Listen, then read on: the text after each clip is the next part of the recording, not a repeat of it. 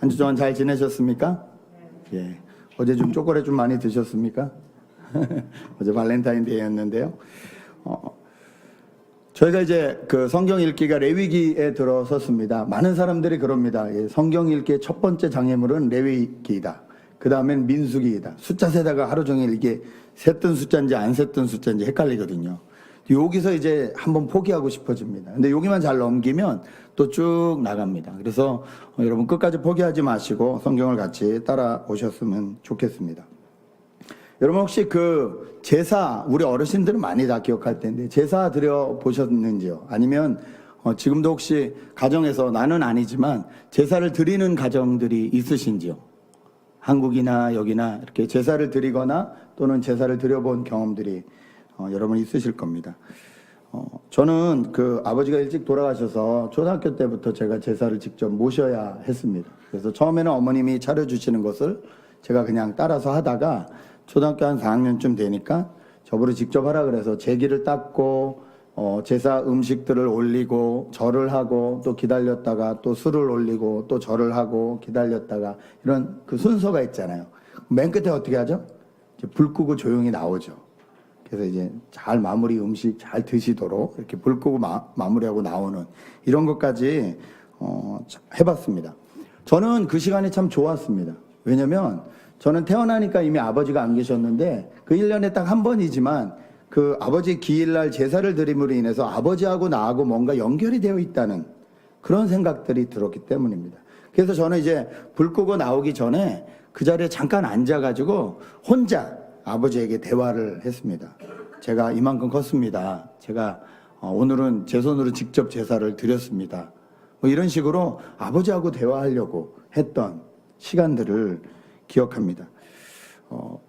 기독교에서는 이 제사를 우상숭배다라고 해서 금하고 있습니다. 아마 이 문제 때문에 집안에서 한번 다퉈보셨거나 싸움을 해보신 적도 있으실 겁니다. 저는 정말 많이 했습니다. 왜냐하면 제가 하나밖에 없는 아들이고 저희 어머니 입장에서는 이제 그 제사를 모셔야 되는데 얘가 어느 날 제사를 모시지 않겠다고 하니 얼마나 기가 막힙니까? 그래서 제가 어머니한테 가장 많이 들은 말 중에 하나가 무식하고 뿌리도 없는 근본도 없는 종교라는 소리를 제일 많이 들었습니다. 기독교는 무식하고 뿌리도 없고 근본도 없는 부모에 대해서 효도 지키지 않는 아주 못돼 먹은 종교다. 그런 말을 제가 고등학교 때 참 많이 들었습니다. 그래서 오늘 이 제사 문제에 대해서 한번 생각을 해보고요. 그리고 또 진짜 제사가 무엇인지에 대해서도 한번 생각을 해보려고 합니다. 먼저 우리가 오해하지 말아야 할 것은요. 성경은 제사에 대해서 그 어떤 경전보다 많이 말하고 있습니다. 예. 기독교는 제사의 종교입니다. 그래서 이 창세기부터 시작해서 하나님의 이름을 불렀더라, 여호와 앞에 단을 쌓았더라, 이거 다 제사 드렸다는 소리입니다. 창세기부터 제사를 드린 종교가 기독교입니다. 지금도 제사를 드리고 있는 종교가 기독교입니다. 기독교의 제사가 무엇입니까? 네, 지금 저와 여러분이 드리고 있는 예배입니다. 그러므로 제사 그러면 이 기독교는 완전히 무슨 기독교는 서양 종교 막 이랬잖아요. 솔직히 말하면 서양 아닌데 서양 종교고 못돼 먹은 것들이고 근본도 없고 이렇게 착각하시는 그 착각을 먼저 좀 풀어드려야 합니다. 기독교만큼 제사를 많이 드리는 데가 없다. 일주일에 한 번, 어떤 교회는 일주일에 3번, 그렇죠? 새벽 예배까지 하면 일주일 내내 제사를 드리는 종교가 기독교거든요. 오해를 좀 풀어드릴 필요가 있습니다. 그런데 그러면 왜 그냥 집에서 드리는 조상들을 위한 제사를 기독교는 이렇게 못하게 하나? 역사적인 뿌리를 저희가 조금 알아야 됩니다. 처음엔 기독교뿐만이 아니라 천주교도 제사를 드리지 않았습니다. 왜냐하면 복음이 전해졌을 때 이 제사 문제가, 조상신에 대한 제사 문제가 한국 땅에서는 아주 큰 문제였습니다. 그래서 천주교 신자 중에 우리에겐 이런 전통이 있는데 이것을 계속해도 됩니까? 라고 교황에게 편지를 띄웠습니다. 그런데 교황이 답한 답은 뭐였냐면 그것은 신을 섬기는 거기 때문에 우상숭배이니까 안 된다 였습니다. 그래서 1790년대 이런 문제가 일어났는데 그때 정말로 신실했던 분들은 조상 제사를 드리지 않기 시작했습니다. 그러니 조선 정부로부터 핍박이 시작됐습니다. 그게 신의 박해입니다. 그때부터 수많은 천주교인들이 조상 제사를 지내지 않는다는 이유 때문에 죽임을 당했습니다. 우리나라 순교에는 그런 역사가 있습니다. 그런데 이것이 1931년이 돼서 천주교가 말을 바꿨습니다. 왜냐하면 중국 쪽을 먼저 봤는데 중국도 그렇고 일본도 그렇고 조상에 대한 이 제사가 다 있거든요. 이 전통이 있거든요. 그쪽을 포기해야겠는데 복음이 들어가지 않습니다. 그러니 어떻게 했냐면 조상을 섬기는 것은 더 이상 신을 섬기는 것이 아니다. 예를 표하는 것이다라고 말을 바꿨습니다. 그래서 그 다음부터 가톨릭이 이 포교 활동을 하는데, 전도 활동을 하는데 훨씬 쉬워졌습니다. 저 때만 해도 정말로 이 제사 드리는 문제 때문에 기독교는 못 믿겠다 하시는 분들이 정말 많이 계셨어요. 예. 물론 그 중에서 이제 제사에 지긋지긋한 며느리만 기독교로 이렇게 기독교를 너무 반가워하고 환영하고 제사를 1년에 12번도 더 드려야 되니까 그랬던 우리나라의 역사가 있습니다. 근데 가톨릭은 받아줬는데 왜 기독교는 아직도 이것을 많은 교회들이 금지하고 있나? 오늘 설교를 잘 듣지 않으시면 제가 이단될 수 있습니다. 그러니까 잘 들어주셔야 되는데, 기독교는 이 조상 신을 섬기는 거에 대해서, 조상을 섬기는 거에 대해서 왜 안 된다고 말하나? 네 가지가 있는데요. 첫 번째, 이 제사에 대한 먼저 의식들이 다르기 때문에 그렇습니다. 보통 우리가 제사에 대해서 생각하는 게 네 가지 정도가 있어요. 첫 번째는 아까 말씀드린 대로 조상신을 섬긴다는 종교적인 측면이 분명히 있습니다. 두 번째는 이것은 조상신이 아니라 효다. 효성스러운 표현이다. 라는 생각이 있습니다. 세 번째는 뿌리를 찾는 행위이다. 나는 누구인지, 내 뿌리가 어디서부터 왔는지를 알게 하는 아주 좋은 문화 전통이다. 이렇게 생각하는 분들이 계십니다. 또 네 번째는 이럴 때 아니면 언제 가족들이 좀 한번 모이냐. 할아버지 제사가 있어야 그래도 좀 친척들이 다 모이고 이러잖아요. 이건 가족들의 우애와 이 교제를 위한 연합의 장이다. 이렇게 제사를 생각하는 여러 가지 측면이 있습니다. 두 번째, 세 번째, 네 번째 측면은 기독교와 전혀 문제가 되지 않습니다. 아니, 부모님을 효성스럽게 섬기는 일로 제사를 드리겠다. 또는 뿌리를 찾기 위해서 제사를 드리겠다. 가족끼리 교제를 하기 위해서 제사를 드리겠다 하면 그 제사는 저희가 드린 구역 예배나 저희가 드린 어떤 연합 모임이나 이런 것과 별 다름이 없습니다. 그런데 첫 번째가 문제입니다. 종교적인 측면을 가지고 제사를 대한다면 그것은 조금 문제가 있다는 것입니다. 왜냐하면 종교적인 측면을 대한다는 것은 조상을 신으로 섬기는 것이기 때문에 그렇습니다. 예. 많은 분들이 그렇게 얘기하십니다. 어떻게 조상을 섬기는 게 신을 섬기는 거냐. 근데 여러분 제사의 그 방법과 형식과 이런 것들을 다 한번 생각해 보십시오. 제사는 보통 언제 드리죠? 밤에. 예. 12시쯤. 왜 그때부터 드리게 됐을까요? 한국 사람들 사상 가운데 그때 뭐가 있습니까? 그때부터 귀신들이 움직이게 생각합니다. 그러니까 신에 대한 의미로 드리기 시작해요. 그냥 진짜로 이 연합이나 효를 위해서 드리는 것이 아닙니다. 그때부터 그렇게 시작돼요. 그 마당에 널린 빨랫줄 어떻게 하죠?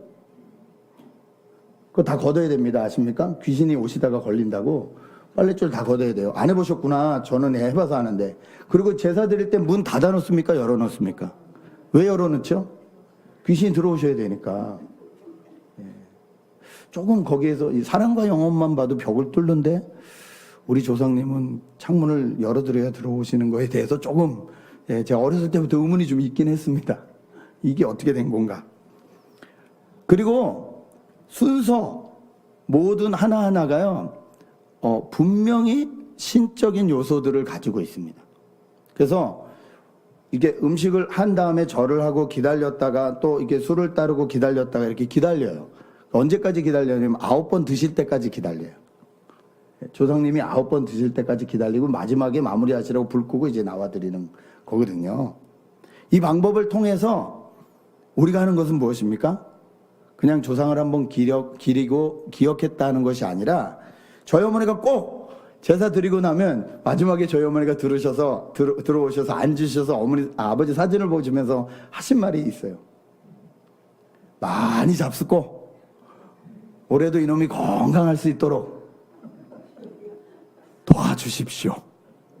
다시 말해서 죽은 조상의 혼과 일체감을 통해서 가족의 안녕을 기원하고 애군을 막아달라고 그렇게 비는 것은, 이것은 분명히 종교적인 행위입니다.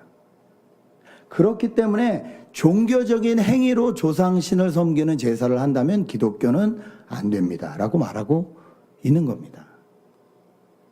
그러면 나는 기독교인이 되었지만 하나님의 은혜로 우리 집안에 아직도 조상을 모시는 종교적인 그런 행위를 하고 있다면 어떻게 해야 될까요?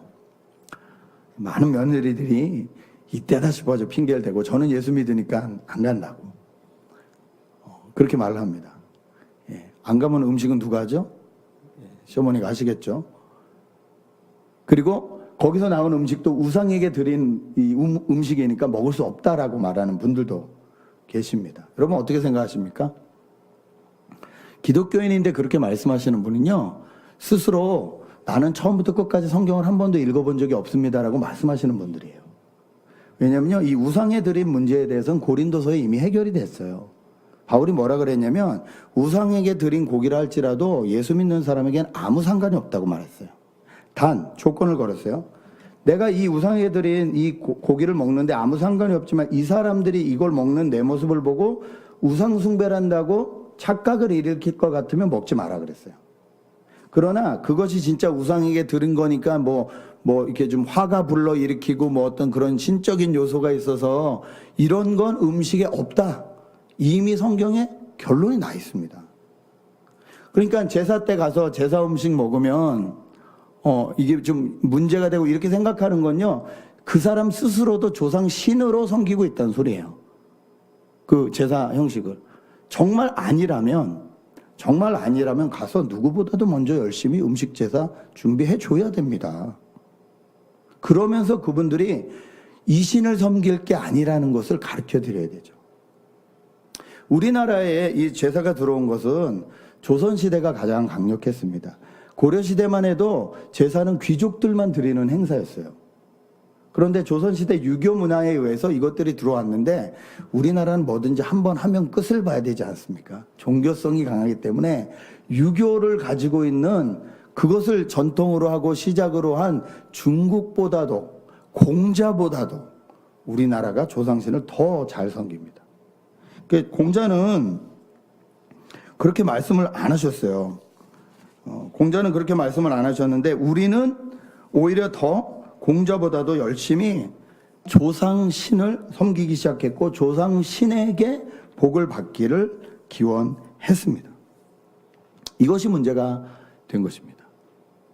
그러므로 여러분이 기독교인으로서 유일신 하나님을 섬기고 계시다면 그분만이 내 인생의 주인이시고 그분이 정말 내 생사화 복을 주관하실 수 있는 분이시라는 믿음 고백이 있으시다면 그것을 가족들에게 먼저 밝혀드릴 필요가 있습니다.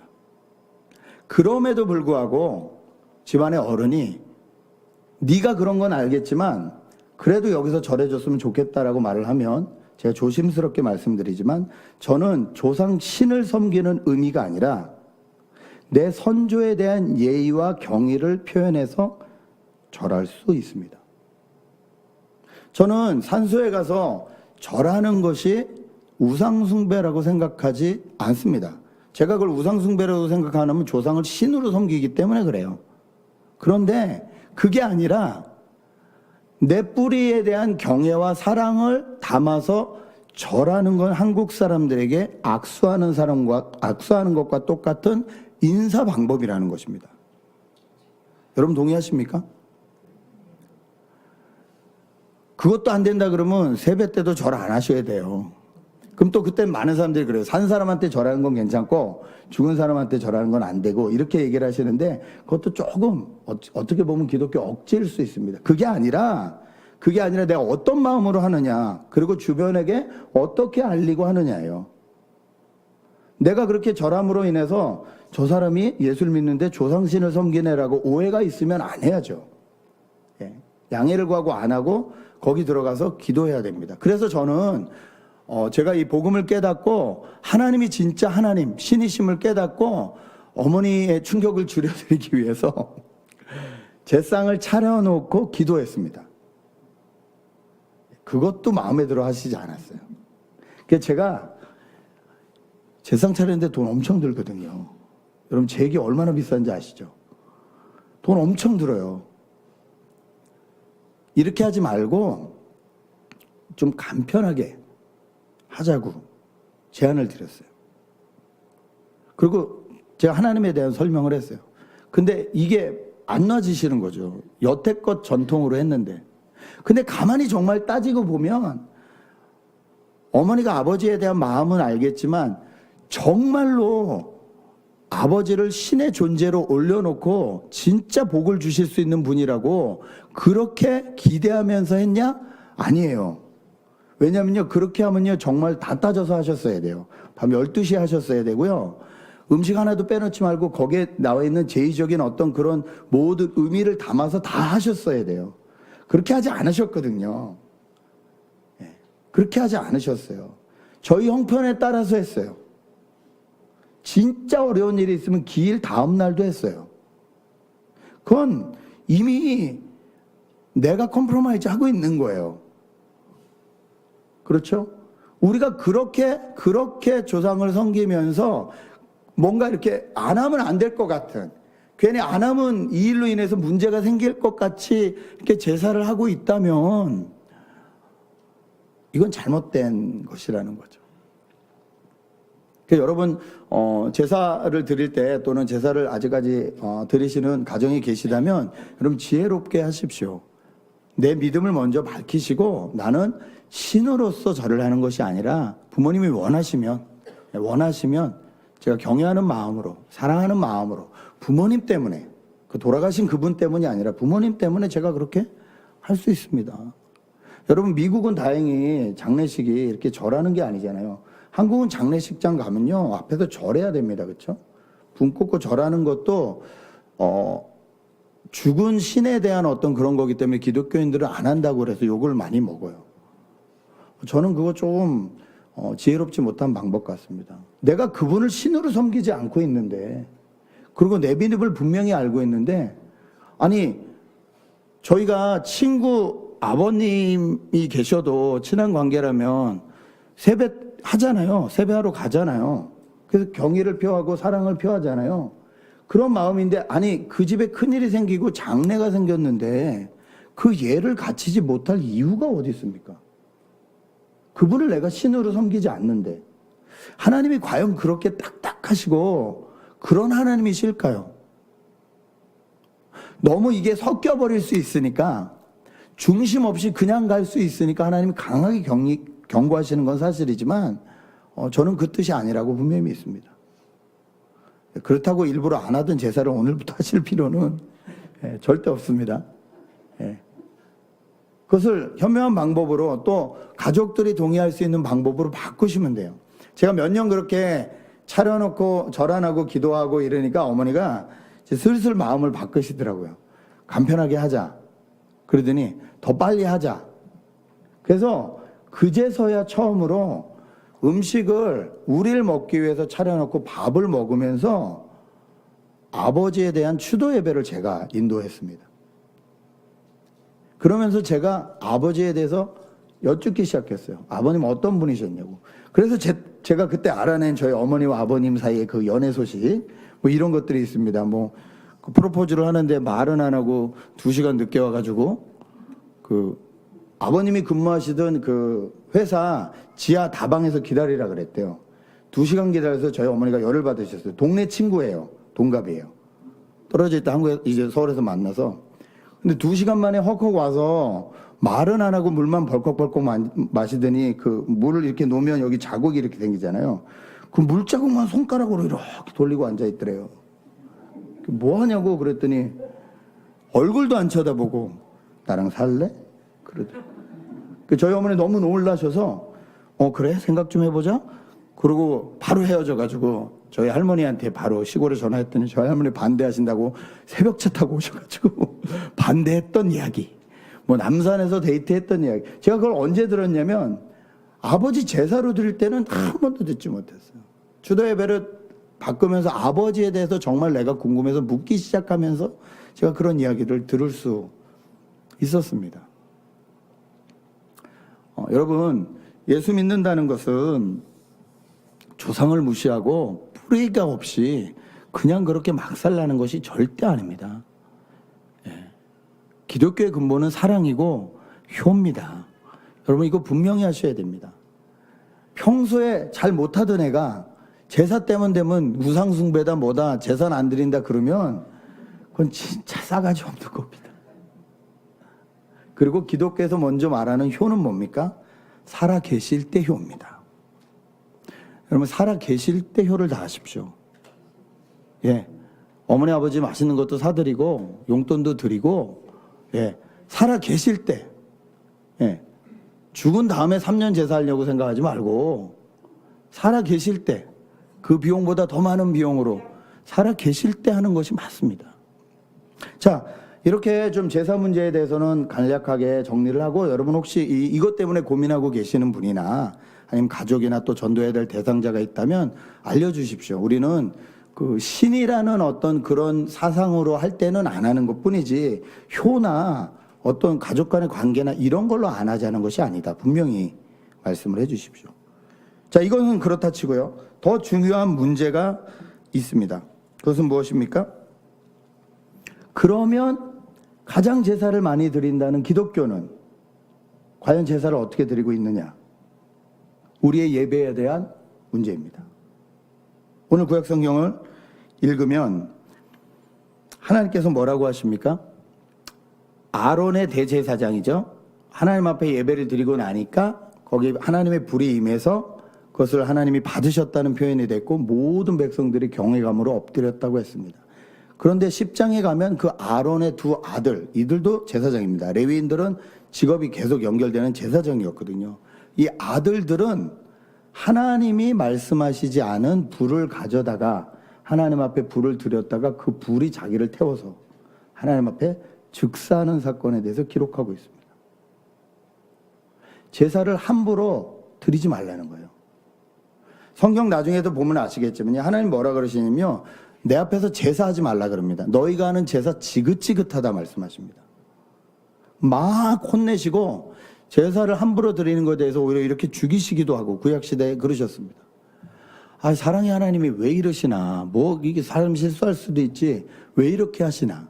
여러분 왜 이렇게 하실까요? 그만큼 제사가 중요하고 그만큼 저와 여러분이 중요하기 때문에 그렇습니다. 여러분 구약을 읽으면서 특히 레위기 읽으면서 제사장에 대한 얘기니까 목사님 전사님들이 잘 읽으면 되겠다 생각을 하시는지 모르지만 이 문제도 내가 성경을 안 읽었다는 소리입니다. 베드로전서 2장 9절 뭐라 그러셨죠? 너희는 왕같은 제사장이요 거룩한 나라요 하나님의 소유된 백성이다. 이미 신약시대 예수 믿는 모든 사람들을 제사장이라고 말씀하셨어요. 그러므로 우리 레위기는 나한테 하시는 말씀으로 알고 잘 읽어야 됩니다. 주의해서 읽어야 됩니다. 여러분 당시의 예배를 생각해 보십시오. 종류도 많았죠. 속죄제, 속건제, 화목제, 소제, 번제, 유제, 요제 여러 가지가 있었어요. 방식에 따라 흔들어 드리냐, 곡식으로 드리냐, 태워 드리냐 이런 번제, 소제, 요제 되는 거예요. 또 이 죄로 인해서 드리냐 이러면 속죄제 문제가 되는 거예요. 죄로 드리는데 보상할 수 있는 거예요. 예를 들어 교회 컵을 하나 깼다. 20% 더해서 하나님 앞에 예물로 드려야 됐어요. 사람을 상해를 입혔는데 내가 갚을 수 있는 거다. 20% 더해서 갚도록. 그리고 하나님 앞에 나와 드리는 것이 속건제였어요.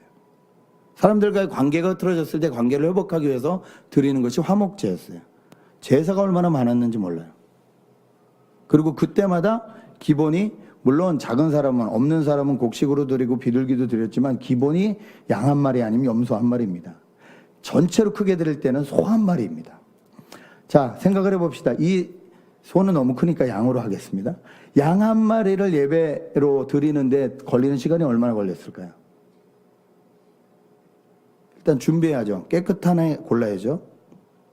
가져다 제사장에게 검사 맡아야죠. 많은 사람들이 제사장이 직접 그 양을 잡아서 피를 이렇게 낸 걸로 아는데요. 성경 자세히 보시면요. 아니요. 죄 지은 당사자가 했습니다. 그 피를 받아서 제사장이 들어간 거예요. 그러니까 우리가 다 백정이 돼야 되는 거예요. 양 잡아야 돼요. 그건 쉽습니까? 잡아서 각 떠서 다 나눠가지고 고기는 또 제단 앞에 들여서 번제로 드려야 돼요. 여러분, 양이 요만하다고 치고 이걸 처음부터 끝까지 제가 될 때까지 이걸 태우려면 시간이 얼마나 걸릴까요? 저는 좋게 3시간, 5시간 아니면 하루 종일입니다. 소 같은 것은. 근데 저희는 1시간 예배 드리면 몸이 뒤틀립니다. 준비 하나도 없습니다. 그냥 와서 그냥 드리기 쉽습니다. 그나마 예배 앞부분 띄워먹고 뒷부분 띄워먹고 드리면서 하나님 앞에 드리는 예배라고 합니다. 여러분, 예배에 대해서 어떻게 생각을 하시나요? 저희가 조상신 모실 때보다도 더 못하게 예배를 드리고 있진 않습니까? 하나님을 유일하신 하나님이라고 섬긴다고 하면서 조상신을 섬길 때보다 더 경외하는 마음도 없고, 조상신 섬길 때 저 목욕제기하고 새 옷 갈아입고 드렸습니다. 더 하나님 앞에 경외하는 마음도 없고 그냥 자다 일어나서, 젊은 친구들은 보면 거의 찬양 한 2곡, 3곡 끝나면 들어와요. 정말 차가 막혔을까? 제가 찬양을 하면서 차가 막혔을 거야. 마음을 다스리지만 정말 저렇게 쟤한테만 날마다 매주 차가 막힐 수 있을 것인가? 제가 속으로 그랬을 거야. 그랬을 거야. 주님이 저를 참아주시듯이 저도 참지만, 여러분 정말 그러셨습니까? 구약시대가 아닌 게 얼마나 다행인지요. 오늘 불이 내려서 여기서 하나 죽는다면 저희의 예배 자세가 정말 달라질 텐데요. 협박하는 거 절대 아닙니다. 겁먹지 마십시오. 저희는 어떤 마음으로 예배를 드리냐는 거죠. 이 아론의 자녀들이 자기 뜻대로 자기 마음대로 예배를 드렸다는 증거가 2가지 나옵니다. 첫 번째는 오늘 읽은 10장 뒷절에 8절에 보면 이런 말이 써 있습니다. 여호와께서 아론에게 말씀하여 이르시되 너와 내 자손들이 회막에 들어갈 때에는 포도주나 독주를 마시지 말라. 그리하여 너희 죽음을 면하라. 무슨 말입니까? 이 친구들이 그 전날 과음했어요. 과음해서 귀찮았는지 아니면 정신이 없었는지, 하나님 앞에 드릴 불은 하나님 제단에 있는 번제에서 갖다가 드려야 되는데 그냥 자기 재에서 가져다가 그 불로 들이다가 죽어버렸습니다. 아무리 불토라 그래도 과음하지 마십시오. 여러분, 귀찮은데 뭐 요번에 이렇게 드려도 되지. 내가 이렇게 해도 되지. 여러분, 예배의 주인은 하나님이십니다. 그렇죠? 동의하십니까? 예배의 주인은 저입니까? 하나님입니까? 하나님이십니다. 저희가 그것을 공동체가 같이 약속하고 시간도 정한 겁니다. 교회가 마음대로 정한 거 아닙니다. 공동체가 같이 그 하나님을 같이 이 시간에 섬깁시다 정하고 정한 거예요. 혹시 목사님이 그 전에 정하셨으면 말씀하십시오. 저희가 다시 회의를 해서라도 여러분의 동의를 얻어서 하겠습니다. 그게 맞습니다. 그렇다면 이 시간을 귀하게 하나님 앞에 드리는 것이 맞습니다. 직장에서 매주 일주일에 한 번씩 늦는다. 여러분, 그 사람에게 크레딧 주십니까? 저희도 안 줍니다. 그런데 진짜 생사화복을 주관하시는 하나님이라고 말을 하면서 저희가 하나님 앞에 그렇게 예배를 드린다면 저희가 정말 하나님을 믿는 사람일까요? 하나님이 왜 이 아론의 자녀들을 죽이시기까지 했을까요? 저희가 이 땅 가운데 살아야 되는 왕 같은 제사장이기 때문에 그렇습니다. 세상 사람들은 저희를 통해서 하나님을 볼 수밖에 없기 때문에 그렇습니다. 저 사람들이 어떻게 하나님을 섬기는지 보면서 하나님이 어떤 분이신지를 알게 되는 거예요. 그런데 우리가 하나님을 막 섬겨요. 우리가 하나님을 우리 뜻대로 섬겨요. 우리 방법대로 섬겨요. 우리 불대로 섬겨요. 그렇다면 하나님이 하나님 되실 수 있겠습니까? 여러분의 예배는 어떠하신가요? 두 번째 문제는 레위기 16장에 있습니다. 16장 1절 2절을 보면 이렇게 말씀하십니다. 아론의 두 아들이 여호와 앞에 나아가다가 죽은 후에 여호와께서 모세에게 말씀하시니라. 여호와께서 모세에게 이르시되 내 형 아론에게 이르다 성소의 휘장 안 법궤 위 속죄소 앞에 아무 때나 들어오지 말라. 그리하여 죽지 않도록 해라. 이는 내가 구름 가운데서 속죄소 위에 나타남이니라. 옛날에 성막은요, 성소가 있었고 지성소가 있었습니다. 예, 지성소는요, 1년에 한 번 딱 정해진 날에 대제사장만 들어갔습니다. 그날은 왜 들어갔냐면요, 1년 내내 이스라엘 전체 백성의 죄가 하나님 앞에 어떠한지 심판받기 위해서 들어가는 날이에요. 그날 속죄소에 들어간 제사장은요, 그날이 자기 제삿날이었어요. 하나님이 용서 안 하시면요, 그 속죄소, 그 지성소 안에서 대제사장이 죽음으로 인해서 하나님이 그 해 이스라엘 백성의 죄를 용서하셨습니다. 대속이에요. 누군가 대신 죽어줘야지만 용서가 되는 거예요. 구약의 이 무서운 방법을 계속 1년에 한 번씩 죽어놔야 되잖아요. 이것을 예수 그리스도가 신약에 오셔서 십자가에서 단 한 번에 하심으로 인해서 그 이후에 모든 사람들의 죄를 용서하셨다고 성경은 기록을 합니다. 그런데 이 속죄소에 이 두 아들들이 들어간 것 같습니다. 대제사장이 아닌데 아직 아버지가 계신데 왜 들어갔을까요? 이유는 정확히 모르겠지만 내가 이런 사람이다 라는 것이 있었던 것 같습니다. 내가 적어도 이런 사람이다. 저희 교회는 그렇지 않습니다. 너무 감사하게 생각하는데요.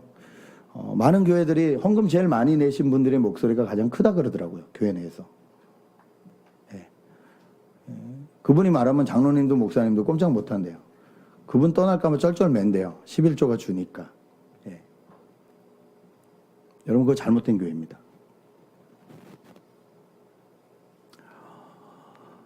내가 이 교회를 오래 다녔기 때문에 내 말이 관철돼야 된다. 여러분 그거 잘못된 교회입니다. 이 앞에서는 찬양팀들 특히 조심해야 됩니다. 여기 서는 사람들은 나타나기가 쉬워요. 그렇죠? 봉사하는 사람들도 나타나기가 쉬워요. 우리 교회 나 없으면 안 된다. 아니요, 됩니다. 예. 아니 목사가 없어도 됐던 교회인데 아니 여러분 안 계신다고 안 된다는 그런 착각을 절대 하지 마십시오. 그러니까 우리 교회는 날 인정 안 해주니까 인정하는 교회로 가겠다. 네, 가십시오. 여러분 그건 하나님 앞에 예배드리는 자의 기본적인 자세가 아닙니다. 저희가 어른을 섬겨도 그렇게 안 섬깁니다. 그렇죠? 여러분 뭐 유산 상속 받으려고 부모님 찾아가세요? 그래서 선물 사드리고 뭐 밥 사드리고 하세요? 유산 상속 받을 거 없으면 그냥 쳐다도 안 보세요? 이건 본질부터가 글러먹은 거죠. 감히 하나님 앞에 예배를 드리면서 내가 좀 교회에서 내가 여러분 한 사람 한 사람이 중요하신 분들입니다. 왜? 하나님의 자녀이기 때문입니다. 그것 이상 그것 이하도 없습니다. 하나님의 자녀이기 때문에 아버지 대신 하나님 앞에 나오는 것이 마땅하고 그 집에서 누리는 것이 마땅하고 그 집에서 행복한 것이 마땅하고 사는 것이 마땅합니다. 그러나 아버지가 계신데 내가 라고 말하는 것은 여러분 예배에 대해서 제사에 대해서 하나님에 대해서 오해하고 계시는 것입니다. 이 교회를 통해서 나타나야 되는 것은 하나님이십니다. 우리 예배를 통해서 나타나야 되는 것은 예수 그리스도의 십자가의 사랑과 은혜입니다. 여러분 우리 예배가 항상 그 하나님을 바라볼 수 있도록 기도해 주십시오. 성경은 이렇게 말합니다. 내가 원하는 제사는 상한 심령이라. 여러분 하나님 앞에 상한 심령으로 나오셨습니까? 갈급함으로 나오셨습니까? 간절함으로 나오셨습니까? 오늘도 내가 하나님 앞에 예배드리고 하나님과 교제하고 싶다는 마음으로 나오셨습니까? 아니면 혹시 오늘 이날 예배드리지 않고 그냥 지나가면 찝찝하니까 혹시 무슨 일이 생길까? 그렇게 예배 나오셨습니까? 하나님은 정말 이 세상에서 내가 하나님을 의지하지 않고는 살 수 없습니다라는 그 간절한 마음이 있는 사람의 예배를 받으십니다. 여러분 그 마음으로 하나님 앞에 나오십시오. 그런 마음으로 나오는데 허투루게 나오지 않습니다. 신령과 진정으로 나옵니다. 신령은 성령이잖아요. 우리를 가장 예배 잘 드리게 해주시는 분은 성령이십니다. 성령의 인도하심을 따라서. 그러므로 예배에 오셔서 기도하시면서 그 기도하셔야 됩니다. 오늘도 성령 안에서 하나님 예배하게 하십시오. 내 마음과 뜻과 정성을 다하여 하나님 앞에 예배합니다. 찬양을 내가 네 곡은 다 모르지만 그 중에 한 곡 아는 곡이라도 내 마음과 뜻과 정성을 다하여 드립니다. 주님 받아주십시오. 저에게는 어쩔 수 없어요. 20대도 있고 70대도 계신데 한 곳에 맞출 수 없어요. 얘네들도 은혜 받아야 되고요. 어른들도 은혜 받으셔야 돼요. 예. 네 곡 중에 한 곡으로 은혜 받으면 되죠. 내가 전심으로 올려드리면 되죠. 아, 오늘은 찬양이 마음에 안 들어. 아, 오늘은 예배가 마음에 안 들어. 그러면 내가 주인이잖아요. 여러분 헌금은 어떠십니까? 젊은 친구들 특별히 잘 들으세요. 잘 보면요, 어르신들은 헌금 드리러 딱 들어오시면서 헌금통 앞에서 기도하고 헌금 넣으세요. 근데 젊은 친구들은 몰라요. 밖에서 기도하고 아니면 집에서 미리 일주일 전에 기도하고 왔을 줄 믿지만 이렇게. 그리고 거의 많은 사람들이 안 넣어요. 네. 헌금 안 하는 것들 회개할지어다. 억지로 하라는 소리가 아니에요. 억지로 하라는 소리가 아니에요. 정말 그 사랑과 은혜를 깨달았다면 하나님 앞에 드리는 게 맞습니다. 헌금의 기준은 어느 정도일까요? 제가 젊은 친구들한테 항상 주는 기준은 네 애인에게 밥 사줄 만큼은 해라입니다.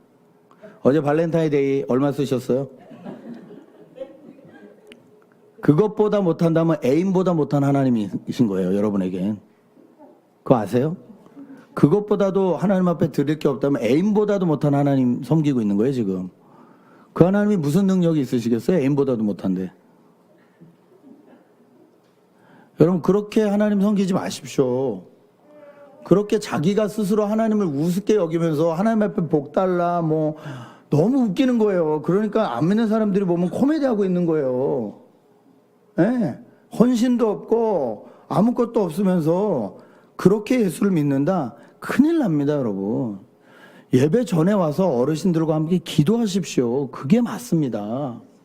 예. 회사 사장하고 미팅을 해도 늦는 사람은 별로 못 봤어요.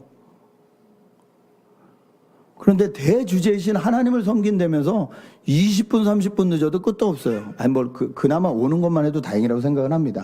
아직 믿음이 없다면. 그런데 그게 습관적이라면, 여러분 회개하십시오. 어떤 하나님을 섬기는 겁니까? 기독교의 예배는 복을 받기 위한 예배가 아닙니다. 이미 받은 복에 대해서 감사하는 것이 예배입니다. 여러분 이미 하나님에게 복을 받으셨죠? 안 받으셨나 보다. 여러분 구원의 확신을 얻으셨습니까? 영원한 생명을 얻으셨습니까? 십자가를 통해서 그 은혜와 감격을 경험하셨습니까? 예, 기독교는 이것 빼면 아무것도 없습니다. 그것을 받았기 때문에 내가 감사함으로 드리는 게 예배입니다. 예배 시간에 와서 뭐 받으려고 드리는 예배가 아닙니다. 예, 부모님에게 부모님 재산이 있거나 부모님 주머니에 있는 걸 좀 어떻게 좀 털어볼까 해가지고 부모님 찾아가는 건 효가 아닙니다. 부모님이시기 때문에 섬기는 것이 그것이 효입니다. 그것이 예배입니다. 그것이 진정한 것입니다. 하나님에게 관심 가지십시오. 하나님 주머니 털라고 하지 마십시오. 축복도 달라고, 은혜도 달라고, 시험도 붙여달라고, 이쁜 애인도 달라고. 하나님 물으실 거예요. 넌 나한테 뭐 줄 건데? 뭘 바라세요? 예배 나오면 됐지. 저는 그렇게 배우지 않았습니다. 전 적어도 하나님 그렇게 생각하지 않습니다.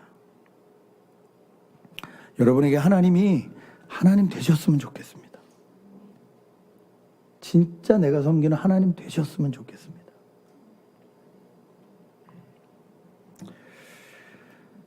로마서는 이렇게 말합니다. 우리 몸을 거룩한 산 제사로 드리라. 이 말은 뭐냐면요, 우리의 삶을 통하여 하나님을 예배하는 사람들이 되라라는 말입니다. 여러분, 그래서 우리가 세상에서 잘해야 됩니다. 우리가 예배드리는 모습을 보고 우리가 살아가는 모습을 보고 사람들은 하나님에 대해서 알게 됩니다. 예수를 믿는다는데 더 잘 싸우고, 예수를 믿는다는데 더 손해를 안 보려고 그러고, 예수를 믿는다는데 더 사기를 치고 내 이익을 취하고 있다면 그건 기독교가 아니라 개독교입니다. 여러분, 우리 삶이 그러고 있다면 우리는 회개해야 됩니다. 주님 앞에 어떤 마음으로 예배드리고 계십니까? 주님 앞에 어떤 마음으로 예배에 오십니까? 집에서 성경을 읽을 때, 기도를 할 때 어떤 마음으로 하십니까? 내 삶이 예배가 되도록 그렇게 기도하시면서 주님 앞에 예배하시는, 제사하시는 진정한 제사의 달인, 제가 오늘 제목을 제사의 달인이라고 붙였어요. 제일 잘하는 사람들 달인이라고 그러잖아요. 예배의 달인, 제사의 달인 되시기를 주님의 이름으로 축복합니다. 기독교의 예배는 하나님과의 만남이기 때문에 그렇습니다. 시간 함께 기도하시겠습니다. 우리의 예배를 한번 살펴보며 기도하겠습니다. 여러분, 어떻게 예배하십니까? 어떻게 예배를 준비하십니까? 어떤 마음으로 하나님 앞에 나오셨습니까? 내 마음과 뜻과 정성과 내 목숨을 다하여 주님을 예배하십니까? 주님, 그렇게 예배하게 하십시오. 주님, 그렇게 하나님을 더 알아가게 하십시오. 우리를 돌아보며 한번 기도했으면 좋겠습니다. 통성으로 같이 기도하겠습니다.